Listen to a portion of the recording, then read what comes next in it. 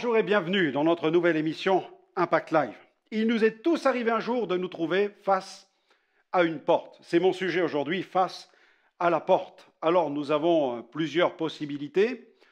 Pousser la porte pour découvrir ce qu'il y a à l'intérieur, ou alors ne pas la pousser et puis rebrousser chemin et ne pas aller plus loin. Face à une porte, eh bien, il y a quelque chose à faire, il faut faire quelque chose. Les portes nous parlent de bien des choses. Je pense à Johnny Hallyday qui nous a quittés il y a quelques semaines, ce rocker préféré des Français qui a chanté un jour une chanson qui parlait de portes. C'était les portes du pénitencier. Et dans ce chant, il dit « Les portes du pénitencier, bientôt, vont se refermer ». Il est question donc de quelqu'un qui a fait, vous l'imaginez, des bêtises et qui se retrouve enfermé. Et il dit, c'est là que je finirai ma vie, comme d'autres gars l'ont fini. Donc il a dû faire une énorme bêtise, transgresser les lois des hommes, et ça l'a conduit en prison et la porte s'est refermée sur lui. Mais il y a aussi des portes qui s'ouvrent, et on est content quand elles s'ouvrent. Je pense à la parabole du fils prodigue avec cet enseignement de Jésus qui parle d'un jeune homme qui a réclamé son héritage et qui avait le désir au plus profond de lui-même de mener cette vie dans la cité des Lumières, vivre dans la débauche, profiter de tous les plaisirs que le monde peut offrir, vivre sa vie le pied écrasé sur la pédale de l'accélérateur en ne respectant plus rien, et qui à un moment va sombrer, mais va rentrer en lui-même et il va se poser des questions sur sa vie. Et c'est là où la Bible nous enseigne qu'il s'est repenti après avoir fait ce voyage intérieur où il a été mis face à ses fautes, face à ses erreurs. Il s'est souvenu de la maison de son père, il est rentré chez lui.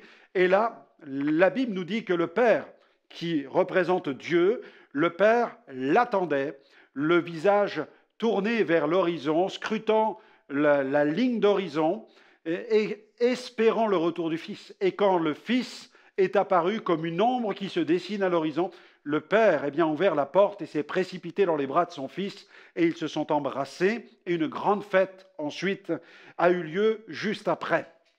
C'est ce que Dieu veut faire en nous et avec nous. Il veut nous changer, il nous accueille, il regarde notre vie, il nous voit comme cette forme étrange d'une vie qui n'a pas trop de sens à l'horizon et il veut vraiment nous accueillir, nous prendre dans ses bras pour nous insuffler sa vie afin que notre vie soit complètement changée.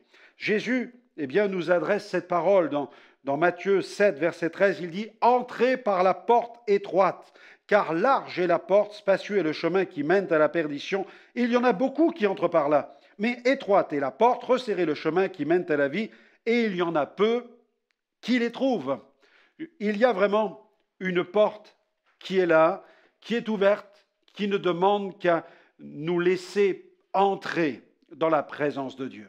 Allez, je vous propose de marquer une pause tout de suite avec Dan Luyten qui chante ce chant « Laissons entrer le roi de gloire ». On l'écoute et on se retrouve tout de suite.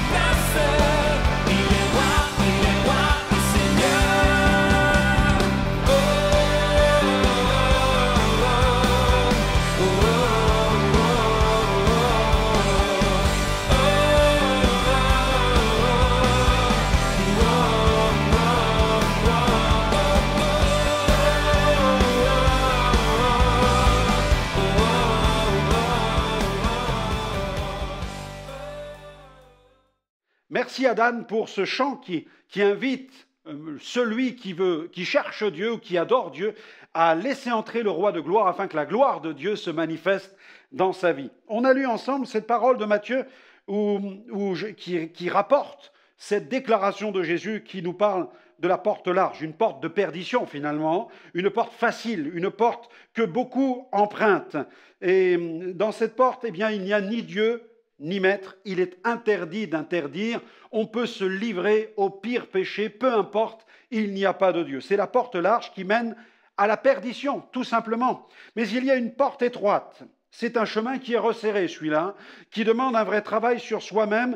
Peu le trouvent, parce que peu résistent aujourd'hui au péché, peu se remettent en question, peu cherchent Dieu, peu s'interrogent sur le sens de la vie, sur la question de l'éternité, sur la question du jugement, sur la question de cette rencontre avec Dieu. Alors que la Bible dit « prépare-toi à la rencontre de ton Dieu ». Et la Bible parle de la porte du ciel. D'ailleurs, Dan Luyten l'a chanté, puisqu'il dit « Laissons entrer le roi de gloire ». Il y a ce passage extraordinaire qui se trouve dans les psaumes, psaume 24, verset 6, où il est question de la porte du ciel. On a vu la porte large qui mène à la perdition, la porte étroite qui mène au ciel, et là, cette porte glorieuse du ciel, la Bible en parle dans le psaume 24, verset 6. Voilà le partage de la génération qui invoque, voilà l'héritage de celui qui invoque Dieu, de ceux qui cherchent ta face, Dieu de Jacob.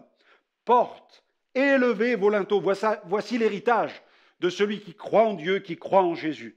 Porte, élevez vos linteaux, élevez-vous, portes éternelles, que le roi de gloire fasse son entrée. Qui est ce roi de gloire? L'Éternel, fort et puissant, l'Éternel puissant dans les combats. Porte, élevez vos linteaux, élevez-les, portes éternelles, que le roi de gloire fasse son entrée. Qui donc est ce roi de gloire? L'Éternel des armées, voilà le roi de gloire. Amen. Alors, ouvrons notre cœur à la gloire de Dieu. Dieu est tellement grand qu'il faut élever les linteaux pour lui permettre d'entrer, parce qu'il est tellement glorieux que les portes humaines ne peuvent pas contenir la gloire de Dieu. Et Jésus est venu sur la terre, et lorsqu'il a prêché, il a dit « Je suis la porte des brebis ». Il a comparé ceux qui croient en lui à ce troupeau de brebis qui ont besoin d'être protégés par le bon berger. Je suis la porte des brebis. Il dit, je suis le bon berger. Il dit, je suis la porte. Celui qui entre par moi, il dit, il entrera, il trouvera des pâturages. Il va trouver l'herbe fraîche dont il a besoin pour se nourrir. Mais pour cela, si nous voulons entrer par cette porte, Jésus, eh bien, il faut prendre une décision. Mais il faut donc que la porte de notre cœur soit ouverte. C'est ce que déclare le Proverbe chapitre 23, verset 26, où Dieu s'exprime. Et la parole de Dieu est celle-ci. « Mon fils, donne-moi ton cœur et que tes yeux se plaisent dans mes voies. » Une invitation à ouvrir notre cœur à Dieu, à ouvrir notre cœur au contenu de sa parole, à ouvrir notre cœur à son œuvre. L'œuvre accomplie par Jésus à la croix pour nos péchés. Jésus est mort sur la croix pour nos péchés. Il a versé son sang pour nous laver de toutes nos fautes. Il n'y a pas d'autre solution, pas d'autre réponse, pas d'autre chemin. Le seul chemin, c'est Jésus. Il a dit, je suis le chemin, je suis la vérité, je suis la vie. Nul ne vient au Père que par moi. Oui, la porte large qui mène à la perdition, la porte étroite qui mène au salut, la porte du ciel qui veut laisser entrer, qui veut laisser jaillir la gloire de Dieu. Jésus, la porte qui nous donne accès à la présence du Père, et puis la porte de notre cœur qu'il nous faut finalement maintenant ouvrir pour le recevoir. Là où vous êtes, ouvrez la porte de votre cœur et dites-lui, Seigneur, viens dans mon cœur, pardonne mes fautes, purifie mon âme, change ma vie, viens dans ma vie, Seigneur. Je veux maintenant me tourner vers ta parole parce que je crois que le chemin de la vérité se trouve aussi dans ta parole. Au nom de Jésus, Amen. Amen. Alors je me réjouis que face à la porte du royaume de Dieu, eh bien, vous ne fassiez pas demi-tour, mais qu'au contraire, vous puissiez maintenant regarder, elle n'est pas fermée, elle est ouverte. C'est Jésus cette porte. Recevez Jésus et la porte s'ouvre pour vous permettre d'entrer dans la vie nouvelle, la glorieuse destinée qu'il a prévue pour vous. Que Dieu vous bénisse et à très vite dans une autre émission.